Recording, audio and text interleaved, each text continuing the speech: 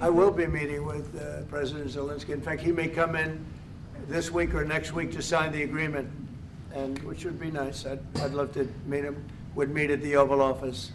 So the agreement's being worked on now.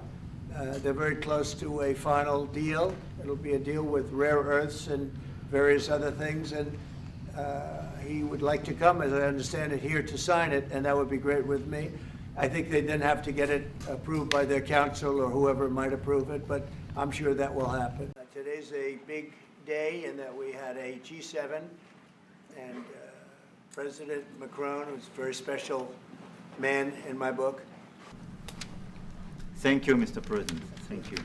Thank you. No, thank you. I want to thank Mr. President for his hospitality. We had a good discussion this morning for the G7 here, Yeah.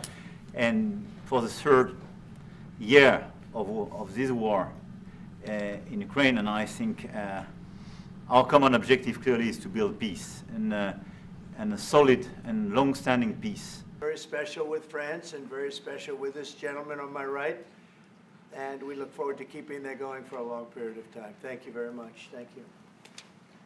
Thank you, Mr. President. Thank you. You convinced Vladimir Putin to accept the European troops as peacekeeper, would you think? Yeah, he will accept that. He will accept I've asked him that question. You talked to him? I've asked him that question. He Is said France yes? going to lift the block on the... Because he's not, look, if we do this deal, he's not looking for more war. He doesn't mind, but I've specifically asked him that question. He has no problem with it. Is France going to... And this is a very important moment for Europe as well, and I'm here as well after discussions with all my colleagues to say that Europe is willing to step up, to be a stronger partner. Mr. President, are you thinking of going to Moscow soon, maybe in May for the 9th of May for the anniversary? I mean, not soon, but I would be certainly, if this all gets settled out, which I think it will, sure, I would go there, sure. And he'd come here, too.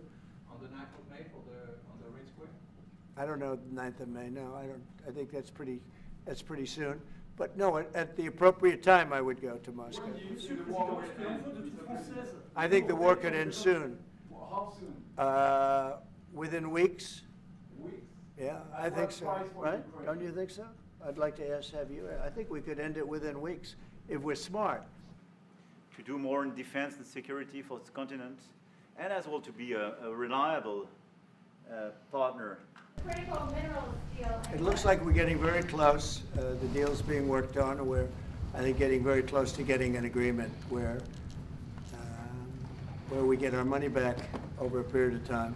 But it also gives us something where I think it's very beneficial to their economy, to them as a country. But, you know, we're in for $350 billion. How we got there, I don't know, but that's a lot of money, a lot of money invested, and we had nothing to show for it. And it was the Biden administration's fault. Mr. President. Support the idea to send European troops in Ukraine to back the ceasefire? European troops may go into Ukraine as peacemakers.